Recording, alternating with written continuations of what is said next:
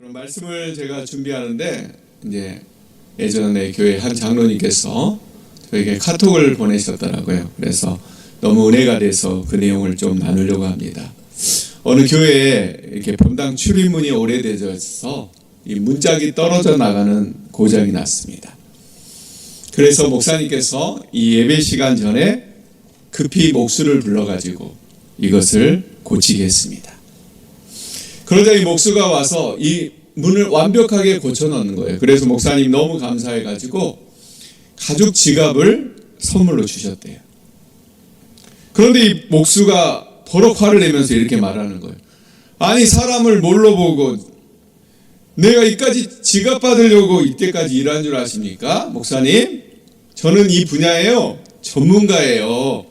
고급 인력이라고요 라고 이렇게 말하는 거예요. 그래서 이 목사님이 황당해가지고 그럼 어떻게 해드리면 될까요? 라고 이렇게 물어보니까 이 목수가 이렇게 대답하는 거예요. 아무리 못 줘도 10만 원을 주셔야죠. 제가 교회라서 싸게 해드리는 거예요 라고 이렇게 얘기를 하는 거예요. 그러자 목사님께서 선물로 주려고 했던 지갑에서 30만 원 중에서 10만 원을 꺼내가지고 이 목수에게 주었다는 거예요. 여러분, 이 목수의 입장은 뭐예요? 돈은 돈대로 못 받고 자존심은 자존심대로 다 구기게 되었다는 거예요. 여러분, 제가 이 카톡을 보면서 이런 생각을 했어요. 여러분, 은혜는 은혜로 받아야 됩니다. 여러분 믿습니까? 그런데 우리가 뭐예요? 내가 누군데, 내가 어떤 사람인데 라고 교만과 자존심을 내세우다가 어떻게 돼요? 이것저것 다 놓치는 경우가 생긴다는 거예요. 우리 옆 사람에게 인사합시다. 은혜는 은혜로 받읍시다. 여러분, 제가 이 말씀으로 오늘 시작한 이유는 뭐냐면 이 아모스서가 우리에게 이런 의미가 있다고 생각하기 때문이에요. 사실 우리가 아모스서를 여러분 계속 읽어나가면 알 수 있겠지만 이 아모스서는 우리에게 아픔을 주는 책이에요. 왜냐하면 성경 구석구석에 우리를 찌르는 그런 하나님의 말씀이 들어있기 때문이에요. 그런데 우리가 이 귀한 말씀을 들으면서 뭐라고 해요? 나는 잘하고 있는데, 난 괜찮게 신앙생활하고 있는데 라고 이런 교만함으로 말씀을 받는다면 하나님의 온전한 은혜를 우리가 누리지 못하게 된다는 겁니다. 그러니 우리는 어떻게 해야 돼요? 주시는 말씀을 은혜로 받고 있는 그대로 받고 또 온전히 회개할 수 있어야 돼요. 그래야만 하나님께서 주시는 그 은혜를 온전히 누리는 우리를 발견하게 될 줄 믿습니다. 우리가 아모스서를 읽을 때 난 괜찮은데, 난 잘 살고 있는데 이렇게 생각하기보다는 하나님이 그 찌르시는 그 말씀에 온전히 순종하며 나아가는 저와 여러분들이 다 되시기를 바랍니다. 우리 지난 시간에 말씀드렸던 것처럼 이 아모스가 활동하던 시기는 북왕국 이스라엘이 최전성기였어요. 그러다 보니까 사람들이 어떻다고요? 풍요로움에 빠져가지고 신앙이 무뎌졌어요. 시간이 지나갈수록 신앙이 세속화돼 가고 제사를 드림에도 형식적으로 제사를 드리는 사람들이 많아졌어요. 지난 시간에 말씀드린 것처럼 뭐예요? 교회 앞마당만 밟고 가는 그런 신앙을 하면서도 그것에 위안을 삼고 살아가는 사람들이 많아졌다는 거예요. 그리고 더 큰 문제는 뭐예요? 하나님의 백성이 믿음 안에서 잘 살아서 하나님을 전달하는 전달자가 돼야 되는데 어떻게 된다고요? 세상보다 더 타락해가지고 세상보다 더 안 좋은 모습으로 살아간다는 거예요. 우리 사랑하는 사랑의 동산교회 성도 여러분, 하나님께서 우리를 이 땅에 보내신 목적이 무엇일까요? 우리를 이 땅에 파송한 목적이 뭘까요? 하나예요. 하나님의 사랑을 가지고 그 하나님을 세상에 소개하면서 그들도 우리와 같이 구원받아 복된 인생을 살기를 원하시는 것, 그것이 하나님께서 우리를 이 땅에 보내신 목적이라는 거예요. 그런데 우리 모습이 어떻다고요? 그 세상, 우리가 구원해야 될 그 세상 사람들보다 우리가 어떻게 산다는 거예요? 더 추하게, 더 악하게 살아가고 있다는 겁니다. 저는 분명히 말씀드리지만 이 아모스서가 오늘 우리에게 뭘 가르쳐주냐면 우리의 모습을 보게 해요. 우리가 오늘부터 이제 다음 주까지 볼 내용이 뭐냐면 이스라엘의 주변에 7개 나라가 있는데 그 나라의 죄악상을 하나님께서 보여주세요. 저는 그 모습을 통해서 여러분이 우리의 모습을 보기 원합니다. 그리고 더 나아가 우리가 어떻게 나아가야 될까, 어떻게 살아야 되는가, 그것을 볼 수 있는 저와 여러분들이 되시길 바랍니다. 여러분, 우리의 미션이 뭐라고요? 하나님께서 이 도시, 이곳에 살게 하신 이유와 목적을 알고 바로 살아가는 거예요. 우리 옆 사람에게 인사합시다. 하나님이 우리를 이곳에 살게 하신 이유와 목적을 분명히 합시다. 그것을 알고 그렇게 살아갈 때 하나님이 기뻐하십니다. 여러분, 교회를 열심히 다니는 청년이요, 레스토랑에서 다른 교회 자매와 선을 봤대요. 그런데 만나던 중에 자매의 어떤 한 행동 때문에 너무 마음에 들어가지고 그 자매와 결혼하게 되었대요. 근데 그 마음에 든 이유가 뭐였냐면 웨이터가 와서 주문을 하는 거예요. 뭘로 드시겠습니까? 그러니까 자매가 이렇게 되라. 저는 스테이크로 먹겠습니다. 그러니까 남자 청년도 저도 같은 걸로 주세요. 그러니까 웨이터가 또 묻는 거예요. 어떻게 익혀드릴까요? 그러니까 여자 자매가 믿음으로 익혀주세요. 이렇게 얘기했대요. 그러자 웨이터가 나간 후에 이 청년이 흥분해가지고 이렇게 얘기하는 거예요. 이 집 주방장도 그렇고 자매님도 참 믿음이 좋으시네요. 어떻게 스테이크를 믿음으로 굽다니. 이렇게 해가지고 이 청년이 자매가 너무 마음에 들어가지고 결혼을 했다고 합니다. 여러분 믿음으로 살아야 돼요. 우리가 하나님께서 이 땅에 보신 목적이 뭐라고요? 우리가 믿음으로 잘 살아서 하나님의 이름을 전하는 거예요. 우리 옆 사람에게 다시 한번 인사합시다. 하나님의 목적대로 삽시다. 아멘. 자, 오늘 말씀으로 들어가면 우리가 이 북이스라엘에 나오는 7 도시의 죄악상을 얘기하는데 첫 번째 도시는 어디입니까? 1장 3절에 보니까 다메섹입니다. 우리 3절 말씀 한번 읽어볼까요? 3절 시작. 여호와께서 이와 같이 말씀하시되 다메섹의 서너 가지 죄로 말미암아 내가 그 벌을 돌이키지 아니하리니 이는 그들이 철 타작기로 타작하듯 길르앗을 압박하였습니다. 여러분, 다메섹이 어떤 도시냐면 그 당시에 잘 나가는 시리아의 수도예요. 그런데 성경에 보니까 이들이 몇 가지? 서너 가지 죄를 지었다고 말해요. 여러분, 이 서너 가지 죄라는 게 뭘까요? 단순히 3가지, 4가지 이 죄를 지었다는 게 아니라 히브리 사람들의 표현인데 몇 가지는 안 되지만 아주 중요한 죄를 지었다라는 그런 표현이에요. 자, 그러면 다메섹의 죄는 뭘까요? 여러분, 3절에 보니까 철 타작기로 타작하듯 길르앗을 압박했다라고 돼 있어요. 그렇죠? 여러분, 이 길르앗은 요단 동편의 지명이에요. 근데 이 요단 동편이 어떤 땅이냐면 당시의 무역의 요충지였어요. 그래서 아라비아에서 애굽으로 가는 통로에 있는 곳이에요. 그러다 보니까 그 통로를 지키고만 있어도 어때요? 많은 이득을 얻을 수 있다는 거예요. 그런데 다메섹이 이곳을 어떻게 했다고요? 이곳에 있는 하나님의 백성들, 수많은 백성들을 죽인 거예요. 이것은 어떤 죄냐면 자신의 이익을 위해서 다른 사람에게 상처를 입힌 죄를 말하는 거예요. 어떤 죄라고요? 자신을 이익을 위해서 다른 사람에게 상처를 준 죄예요. 특별히 비유적인 표현이 하나 나오죠. 철 타작기로 타작하듯 했다. 여러분, 이게 어떤 의미일까요? 여러분, 저도 촌놈이지만 저는 한 번도 농사를 지어본 적이 없습니다. 그런데 상식적으로 알 수 있는 게 뭐예요? 여러분, 철 타작기로 알곡을 타작하며 알곡이 어떻게 될까요? 예? 다 농사 안 지어보셨나 보네, 다들? 예. 어떻게 되나요? 다 터지고 부서지잖아요. 그쵸? 철 도리깨로 타작했다는 말은 뭐예요? 알곡을 추수하겠다는 게 아니라 아주 부셔버리겠다라는 그런 행동이라는 거예요. 여러분, 그 당시에 전쟁이 흔하다 보니까 뭐예요? 이 다메섹의 행위는 정당화될 수 있어요. 그런데 문제는 뭐라고요? 자신의 이익을 위해서 지나친 파괴와 폭력을 사용했다는 거예요. 여러분, 사람은 자신의 이익 앞에 무너지는 경우가 많이 있더라고요. 저도 살다 보니까. 한 코미디언이 이런 농담을 하는 거예요. 하나님께서 아담과 이브에게 여러분 옷을 주지 않은 이유가 있어요. 왜 옷을 안 주셨을까요? 그 이유를 이 코미디언이 이렇게 말하는 거예요. 옷을 주면 주머니를 달아달라고 한대요.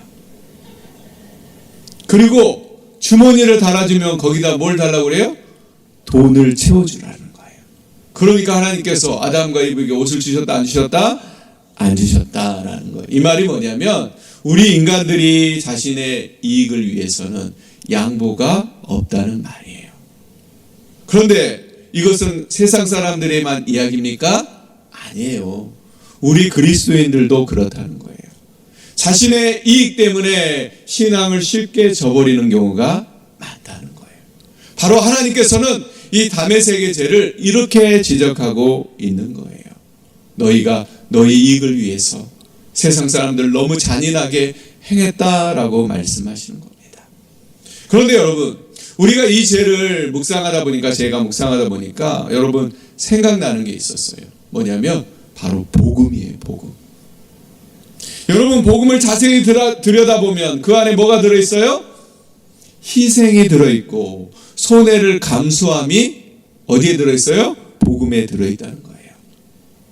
우리가 잘 아는 빌립보서 2장 6, 7절에 이렇게 말합니다. 그는 근본 하나님의 본체시나 하나님과 동등됨을 취할 것으로 여기지 아니하시고 오히려 자기를 비워 종의 형체를 가지사 사람들과 같이 되셨고.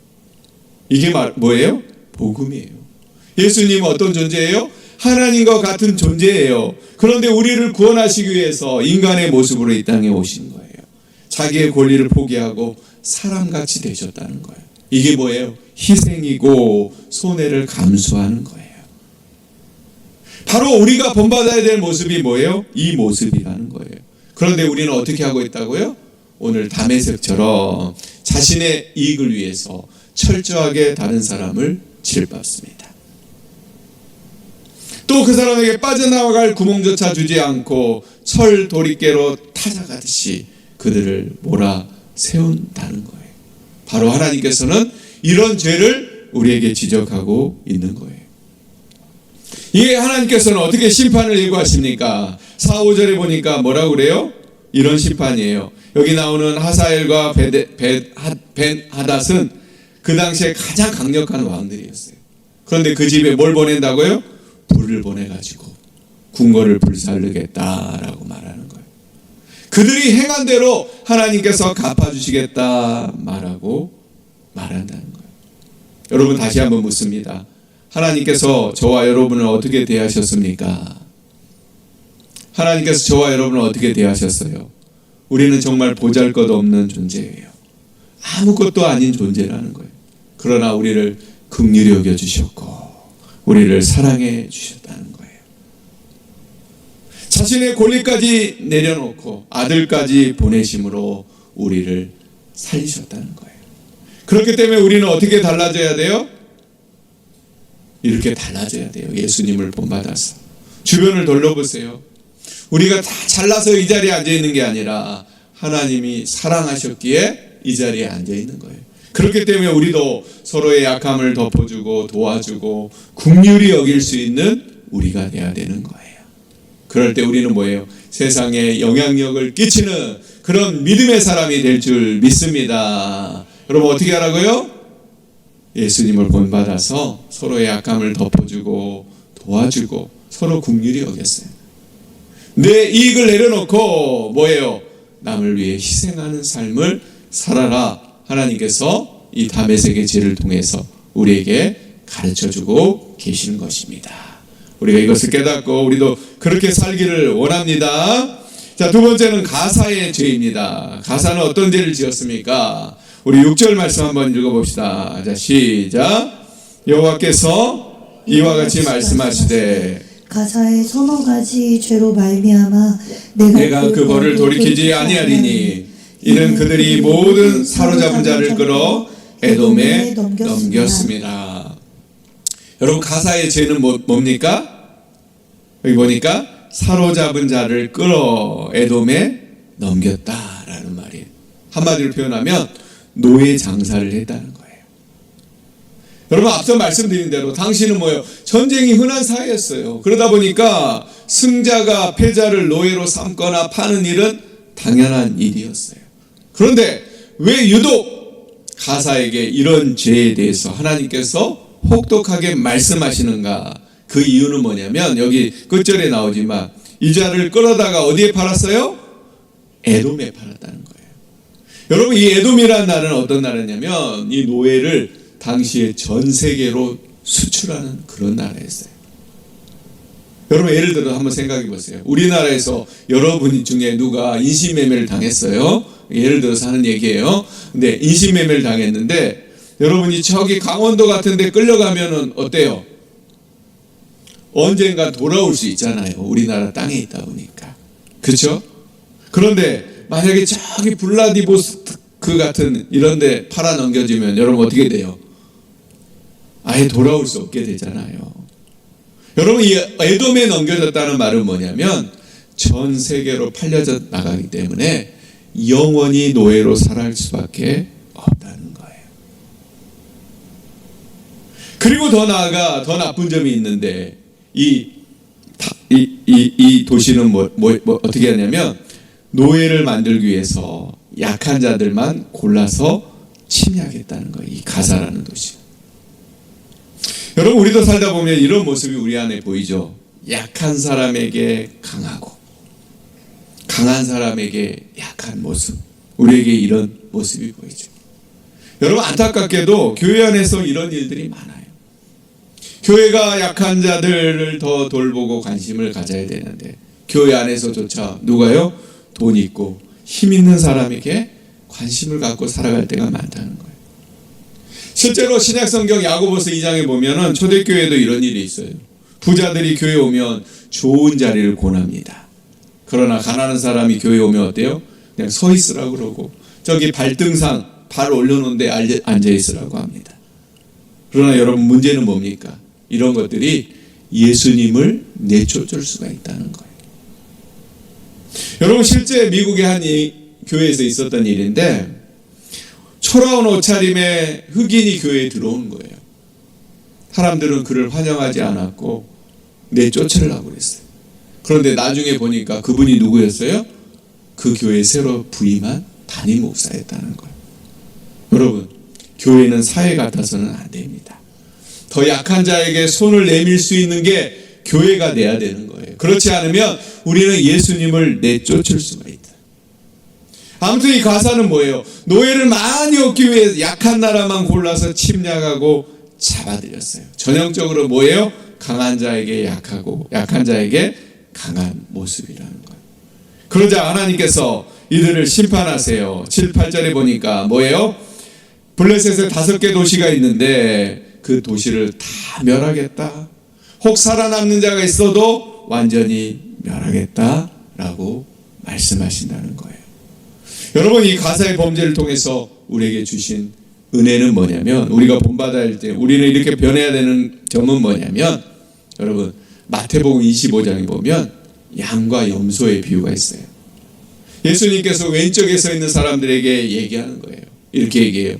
내가 줄일 때 너희가 먹을 것을 주지 아니하였고, 목마를 때 마시게 하지 아니하였고, 나그네 되었을 때 영접하지 아니하였고, 너희가 여기 내 형제 중 지극히 작은 자 하나에게 하지 아니한 것이 곧 내게 하지 아니한 것이니라. 즉 주변에 연약한 자, 가난한 자, 사회적 약자를 예수님의 사랑으로 대하지 않았다는 거예요. 이게 뭐예요? 가사가 받는 벌이라는 거예요. 우리도 그와 같은 일을 행하지 말라는 거예요. 우리 사랑하는 성도 여러분, 우리도 달라져야 돼요. 우리를 만나는 사람들이 그 사람이 부자든 힘이 있건 또 가난하든 상관없이 그들을 위로하고 격려하고 배려하는 그런 믿음의 사람이 되어야 된다는 거예요. 그게 가사의 죄를 통해서 우리에게 가르쳐 주신 하나님의 은혜라는 거예요. 여러분, 말씀을 준비하다 보니까 이런 유머가 있더라고요. 별로 안 웃긴데 완전 초보자 운전자 할머니가 사거리에서 신호를 기다리고 계셨대요. 그런데 파란불로 바뀌어도 출발하지 않는 거예요. 그러니까 막 뒤에 있는 사람들이 막 크락션을 울려대고 막 난리가 난 거예요. 근데 그때 교통경찰이 이 할머니를 찾아가서 이렇게 말하는 거예요. 어째 마음에 드는 색깔이 없어요? 이렇게 얘기했대요. 네. 여러분 참 센스 있는 질문이죠. 근데 저는 이게 뭐 배려가 있는 질문이라고 그래요. 그렇죠? 여러분 가장 약자에게 한 것이 누구에게 한 것이다?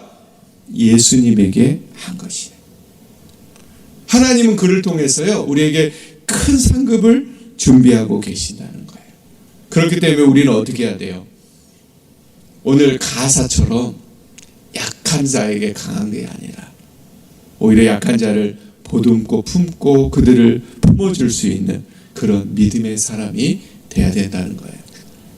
그럴 때 우리는 뭐요? 세상에 영향력을 끼칠 수 있는 그런 사람이 될 수 있다는 겁니다.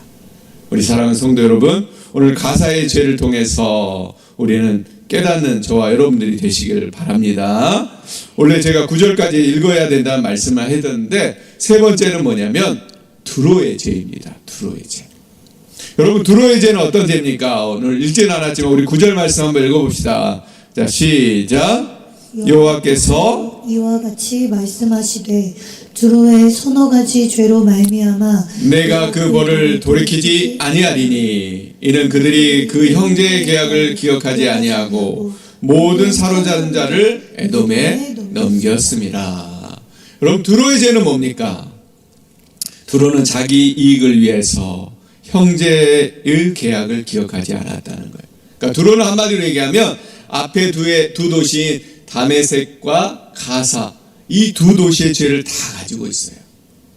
그런데 다른 점이 하나가 있어요. 뭡니까? 그게 뭐냐면 대상이에요. 대상.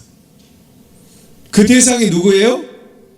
바로 형제라는 거예요. 형제. 자기 이익을 위해서 다른 사람도 아니고 누구를? 형제를 팔아먹었다는 거예요. 근데 여러분 두로가 판 형제가 누굴까요? 바로 이스라엘 백성들을 말하는 거예요. 여러분 두로는 다윗과 솔로몬 시대 이스라엘과 아주 친밀한 관계를 가지고 있었어요. 특별히 솔로몬이 성전을 지을 때 이 두로 왕 히람이라는 사람이 도움을 많이 줬어요. 여러분 레바논의 백향목 들어보셨죠? 성전을 지을 때 가장 많이 필요한 재료였는데 이 재료를 두로 왕 히람이 많이 갖다 줬단 말이에요. 아무튼 솔로몬과 두로 왕 히람은 형제같이 지낸 사이였는데 그동안 관계가 틀어지자 그 사람들이 어떻게 했다는 거예요? 무정하게 형제들을 노예로 팔았다는 거예요. 그러자 하나님께서 10절에 이렇게 말합니다. 내가 두로성에 불을 보내리니 그 궁궐을 사르리로다. 불을 내려 멸망시키신 거예요. 여러분 우리가 사는 이 시대에도 얼마나 이런 일이 많습니까? 다른 사람도 아니고 형제 같은 이웃이나 사람들을 배신하는 경험들이 우리에게 참 많습니다. 그러다 보니까 우리의 마음이 어때요? 다치고 우리조차 작은 약속까지도 하찮게 여길 때가 많다는 거예요. 여러분 제가 우리 막둥이가 이제 초등학교 이제 6학년 되는데 어렸을 때 유치원을 잘 안 가려고 하는 거예요. 그러니까 제가 뭐예요? 가게 하려고 자꾸 공수표를 날리는 거예요. 야 키즈 카페 데려갈게. 갖고 싶은 로봇 사줄게. 레고 사줄게. 저 아내는 유치원에 어떻게든 보내겠다는 일념으로 이렇게 되지도 않는 약속을 막 했는데 어느 날 보니까 이 아이가요 이것을 다 기억하고 있더라고요. 그래서 묻는 거예요. 아빠 키즈 카페 왜 안 가? 로봇 왜 안 사줘? 레고 왜 안 사줘? 그래서 내가 유치원 보내려고 아빠 거짓말한 거야 라고 그러니까 배신자라고 하더라고요. 여러분 우리 신앙에도 이런 게 얼마나 많은지 몰라요.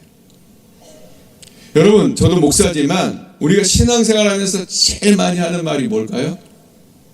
저는 이거라고 생각해요. 기도할게. 여러분 정말 기도합니까? 기도하겠다고 말하고 여러분 가슴에 손을 얹고 한번 해보세요. 정말 기도합니까? 우리가 기도하겠다고 말했으면 기도해야 돼요. 그렇죠? 사도 바울은 성령의 9가지 열매 중에 이것을 충성이라고 말하더라고요. 여러분 충성이 뭘까요? 충성은 헬라어로 피스티스라고 한대요. 피스티스는 뭐냐면 이랬다 저랬다 변덕을 부리지 않는 것을 말하는 거예요. 비가 와도 눈이 와도 늘 그 자리에 서 있는 소나무처럼 믿음직스럽게 서 있는 성품이 충성이라는 거예요. 그래서 어떤 의미로 보면은 한결같음, 신실하심을 말하는 거예요. 여러분 우리가 어떤 사람이 돼야 된다는 거예요? 신실한 사람이 돼야 된다는 거예요. 여러분 신실한 사람은 뭘 줄까요? 안정감을 줍니다. 진리에 따라서 말을 바꾸지 않는 사람, 사사로운 이익을 위해 원칙을 바꾸지 않는 사람, 이런 사람은요 믿음직스럽고 안정감을 주는 거예요. 그런데 여러분 이런 분이 우리 곁에 계시죠? 누굴까요? 저는 아니고 누굴까요? 우리 하나님입니다. 여러분 하나님의 대표적인 성품이 뭐죠? 신실하심이에요. 신실하다는 것은 변함없다는 말이고 신실하다는 것은 끝까지 약속을 지킨다는 말이에요. 우리 하나님이 그렇습니다. 그렇기 때문에 우리가 그 하나님을 믿기 때문에 뭐예요? 우리 안에 뭐가 있어요? 안정감이 있고 또 우리에게는 소망이 있는 거예요. 그리고 무엇보다 그분이 약속하신 것을 우리가 믿고 또 붙잡고 나아갈 수 있는 겁니다. 저는 오늘 이 두로의 죄를 통해서 하나님께서 우리에게 말씀하시는 것이 이거라고 생각합니다. 우리가 성실하고 신실하게 사람들에게 안정감을 줄 수 있는 한결같은 사람이 되길 원합니다. 교회 안에서도 또 세상에서도 그런 모습으로 살아가는 우리가 돼야 되는 거예요. 금방 이익 때문에 배신하고 돌아서고 그런 모습은 뭐예요? 세상에 영향력을 끼칠 수 없어요. 하나님께서 우리에게 보여주신 그 신실하심을 우리가 붙잡고 우리도 동일하게 그런 모습으로 살아갈 때 우리는 세상에 영향력 있는 모습으로 살아가는 믿음의 사람이 된다는 것입니다. 우리 여러분 오늘 설교 제목이 뭐였죠? 나는 달라져야 돼. 여러분 우리는 달라져야 됩니다. 여러분 믿습니까? 오늘 우리가 이 이스라엘 주변의 7개 도시 중에 이 3개의 도시를 통해서 우리가 달라지는 저와 여러분들이 되시길 바랍니다. 오늘 이 말씀을 주신 이유가 뭐라고요? 너희가 다메섹과 가사와 두로와 다른 점이 무엇이냐? 너희도 세상 사람들과 똑같은 방법으로 똑같이 살고 있지 않느냐? 그래놓고 너희가 어떤 영향력을 끼칠 수 있느냐라고 하나님께서 우리에게 말씀하시는 거예요. 그래서 이 세 도시의 죄악상을 보여주면서 우리에게 뭐라고 말씀하시는 거예요? 하나님의 부르짖는 소리가 들린다며 너희도 달라져라. 행동을 취해라. 라고 하나님께서 우리에게 말씀하시는 것입니다. 우리가 이것을 듣고 믿고 오늘 말씀대로 달라지는 저와 여러분들이 되시길 바랍니다. 어떻게 달라져요? 먼저는 주님이 나를 아무 이유 없이 사랑해 주셨듯이 우리도 다른 사람들을 아무 이유 없이 보듬어주고 사랑해 줄 수 있는 그런 사람이 돼야 됩니다. 이렇게 달라집시다. 또 어떻게 달라져요? 사람 앞에 너무 철저하게 굴지 말고 허물을 끝까지 기억하지도 말고 어떻게 해요? 관용하면서 보듬어 줄 수 있는 그런 사람이 돼야 되는 거예요. 믿습니까? 마지막으로 어떻게 해요? 하나님이 우리에게 보여주신 그 성품처럼 우리도 신실한 모습으로 한결같은 모습으로 교회와 세상에서 안정감을 줄 수 있는 그런 모습으로 살아가야 된다는 거예요. 그렇게 변화될 때 우리는 뭐예요? 세상이 인정하는 그런 그리스도인으로 살아갈 수 있게 되는 것입니다. 여러분 이 새해에 하나님 주신 이 말씀을 붙들고 여러분 변화되는 저와 여러분들이 되시길 바랍니다. 그게 뭐예요? 하나님께서 우리에게 주신 사명이고 우리를 이 땅에 살게 하신 목적인 줄 믿습니다. 그 목적을 믿고 나아가는 저와 여러분들이 됩시다. 우리 다 같이 찬양하고 우리 주신 말씀 기억하며 기도하기 원합니다. 우리 신실하게 진실하게 거룩하게 살게 하소서. 우리 함께 찬양하겠습니다.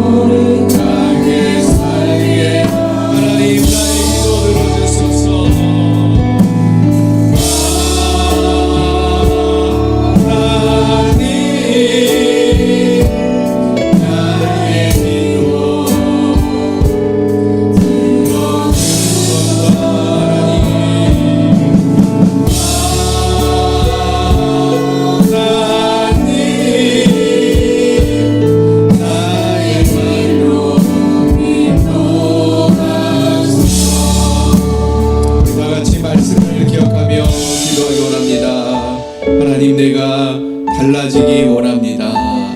하나님, 이제는 은혜를 끼치며 살아가는 사람이 되게 하여 주시옵소서.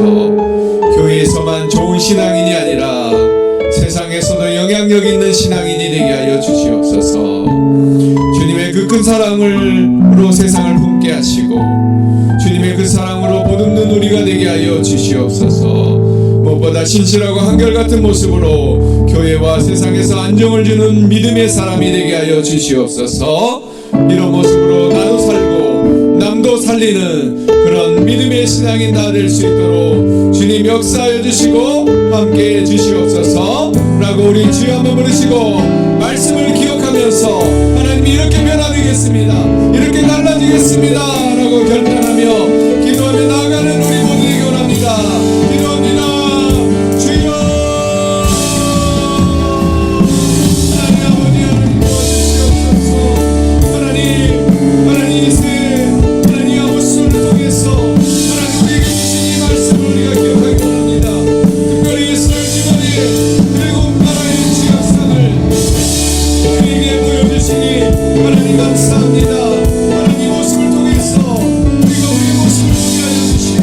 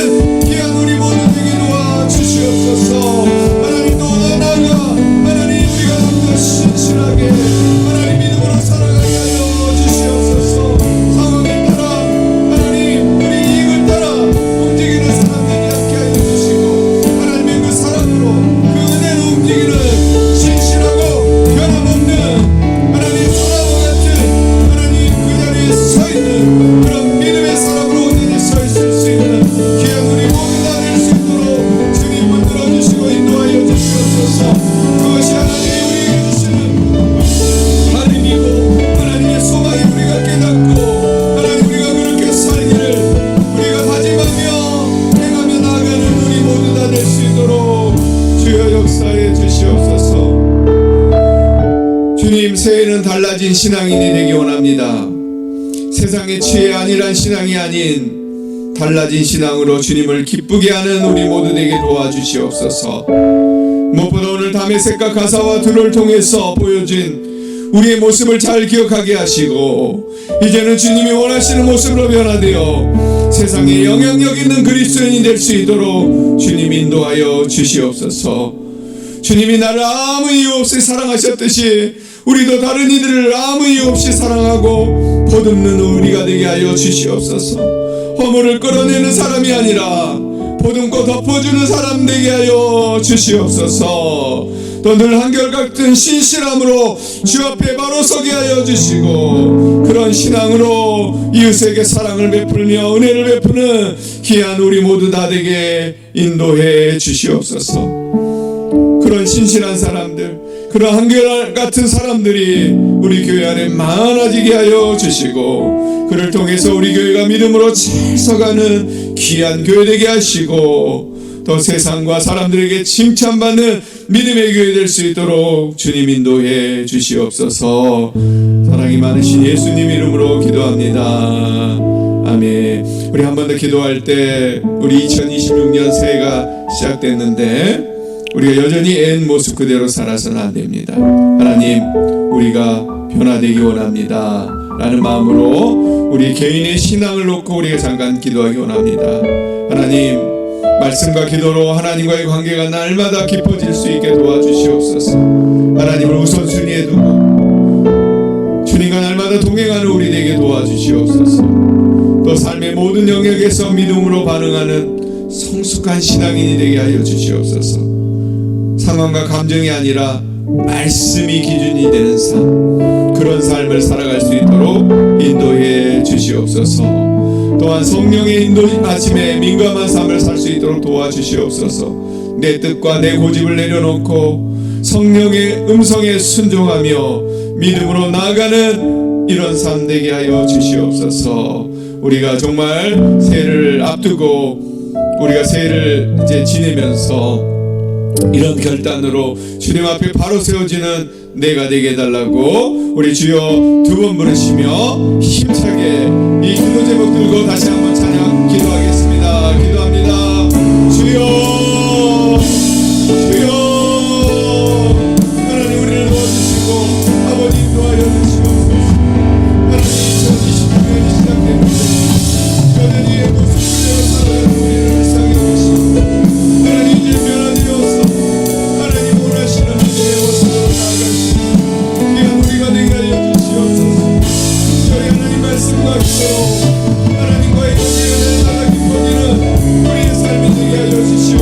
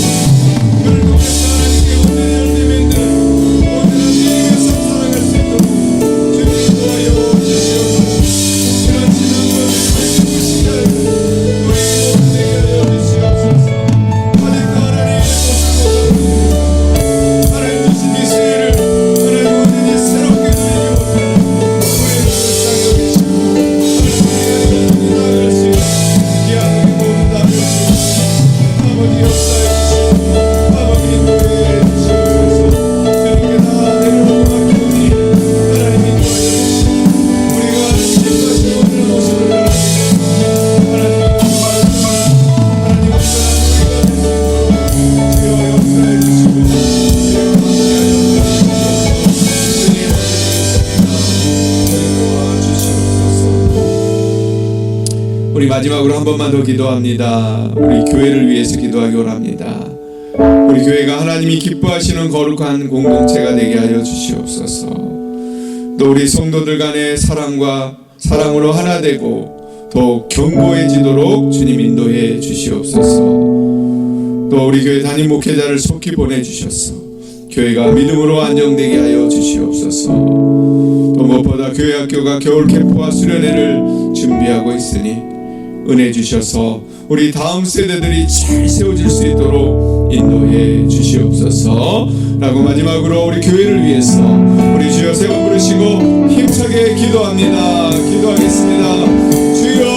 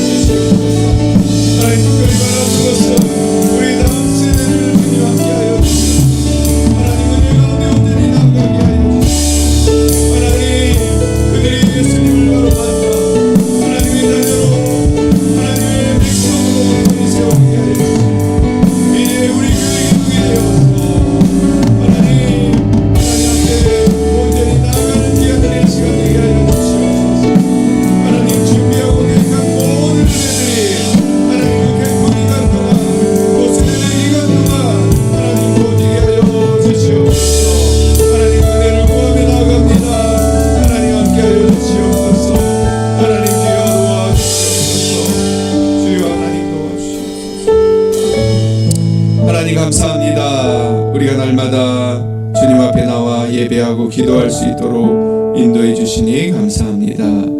또 새해를 주셔서 감사합니다. 새해가 지난 지 한참 됐는데도 여전히 옛 모습 그대로 살아가는 우리의 신앙을 긍휼히 여겨주셔서 이제는 온전히 변화되는 우리 모두 되게 도와주시옵소서. 말씀과 기도로 하나님과의 관계가 더 깊어지게 하여 주시고 우리의 삶의 모든 영역을 믿음으로 반응하는 우리 모두 다 되게 도와주시옵소서. 무엇보다 성령의 이끄심에 민감하게 반응하게 도와주시고 하나님이 이끄시는 대로 살아가는 우리 모두 되게 도와주시옵소서. 무엇보다 사랑하는 교회를 위해서 늘 기도합니다. 우리 기도가 땅에 떨어지지 않게 하여 주시고 다 하나님 기전에 올려드려져서 기도한 그대로 응답될 수 있도록 인도하여 주시옵소서.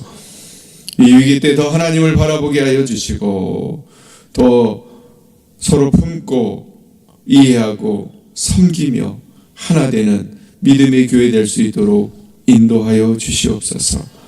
그리고 그 믿음 가지고 우리가 새로운 담임 목회자를 기다릴 때 하나님께서 가장 좋은 길로 가장 선한 길로 인도하여 주시옵소서. 이 청빙의 과정에 있사오니 하나님 함께하여 주셔서 그 모든 발걸음들이 하나님의 인도하심 아래 이루어질 수 있도록 인도해 주시옵소서. 우리 다음 세대를 위해 기도합니다. 여름 캠프와 수련회가 준비되어 있습니다. 하나님 그곳에 참여하는 우리의 자녀들, 우리의 손자들 주님께서 함께하여 주셔서 그곳이 하나님을 만나고 경험하는 자리가 되게 하여 주시옵소서. 하나님께서 미리 준비하신 은혜들이 폭포수와 같이 임하게 하여 주시고 그를 통해서 우리 아이들이 인생이 변화되고 꿈과 비전이 바뀌는 귀한 은혜의 시간 될 수 있도록 주님 역사해 주시옵소서. 우리 사랑하는 성도님들은 함께 이를 위해서 중보하게 하여 주시고 그를 통해서 정말 우리 다음 세대가 일어나고 세워지는 귀한 은혜가 있을 수 있도록 주님 도와주시옵소서. 오늘 또 예배 나오며 1,000번째로 또 길을 만드시고 하나님의 가장 좋으심으로 사랑의 동상 공동체를 인도하고 계심을 믿고 감사드립니다 라고 감사의 예물 드렸습니다. 이 드려지는 기도 제목대로 이루어지게 하여 주시고 또 마음에 소원하는 모든 것들이 주 안에서 이루어지게 하여 주시고 또 물질의 축복도 허락하여 주셔서 하나님 나라를 위해 온전히 쓰임받고 쓸 수 있는 우리 모두 되게 인도해 주시옵소서. 모든 걸 주님께 맡기며 사랑이 많으신 예수님 이름으로 기도했습니다. 아멘. 우리 주기도문으로 예배를 표합니다. 하늘에 계신 우리 아버지, 아버지의 이름을 거룩하게 하시며 아버지의 나라가 오게 하시며 아버지의 뜻이 하늘에서와 같이 땅에서도 이루어지게 하소서. 오늘 우리에게 일용할 양식을 주시고 우리가 우리에게 잘못한 사람을 용서하여 준 것 같이 우리 죄를 용서하여 주시고 우리를 시험에 빠지지 않게 하시고 악에서 구하소서. 나라와 권능과 영광이 영원히 아버지의 것입니다. 아멘.